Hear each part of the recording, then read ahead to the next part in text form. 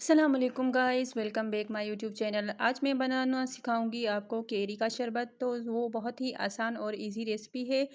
और मैं 2 केरियाँ लूँगी, बहुत ज़्यादा नहीं लेनी क्योंकि ये थोड़ा खट्टा मीठा हो जाता है और मुझे भी बनाना भी थोड़ा है। तो मैं इनको छील के आपको दिखाऊंगी। छीलने के बाद आपने जो इसमें से बीज निकलता है ना, बीज को आपने अलग कर देना है।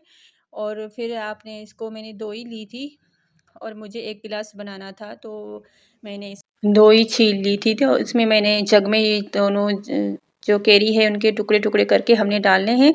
मैंने ये बड़े टुकड़े डाल दिए थे, आपने इससे भी छोटे टुकड़े करके कट करके चॉप करके अगर आप डालेंगे तो अच्छा होगा। यहाँ पे मेरे पास क्विज़ ग्रीन वाला शरबत था, वो मैंने डाला इसमें। और थोड़ा-सा आप टेस्ट के मुताबिक नमक काला डाल सकते हैं। और मैंने बर्फ़ डाली है इसमें।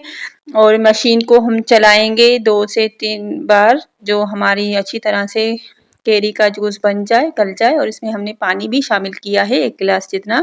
थोड़ा-सा पानी हमें ज़रूरत पड़ेगी तो हम बाद में डालेंगे। आप लोगों को अगर वीडियो अच्छी लगे तो वीडियो को लाइक और चैनल को सब्सक्राइब ज़रूर करें। और मैंने जो फालसे वाला जूस बनाया है ना, वो आपने ज़रूर ट्राई करना है। फालसे वाला जूस भी वो आप बनाकर रख सकते हैं, फिर आप उसको पानी में मिलाकर पी सकते हैं अपने टेस्ट के मुताबिक जितना आपको डालना हो। और ये मेरा केरी का जूस तैयार हो गया है। अगर आप लोगों को वीडियो पसंद आए तो प्लीज़ प्लीज़ वीडियो को लाइक और एक कमेंट ज़रूर किया करें, ताकि मुझे पता चले आप कहाँ से वीडियो देख रहे हैं।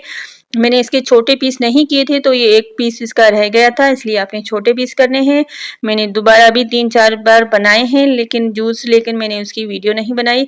आपको वीडियो अगर अच्छी लगे तो वीडियो को लाइक और चैनल को सब्सक्राइब ज़रूर कर दिया करें। ये विटामिन डी और विटामिन सी से भरपूर हमारा जूस तैयार है। आप देख सकते हैं ये, इसमें मैंने कोई कलर नहीं डाला, सिर्फ मैंने इसमें कोई शरबत ग्रीन वाला है ना जो वही डाला है। और इसमें मैंने लाल शरबत वगैरह कुछ नहीं डाला। अगर वीडियो पसंद आए तो please like and subscribe. Thanks for watching. Bye bye.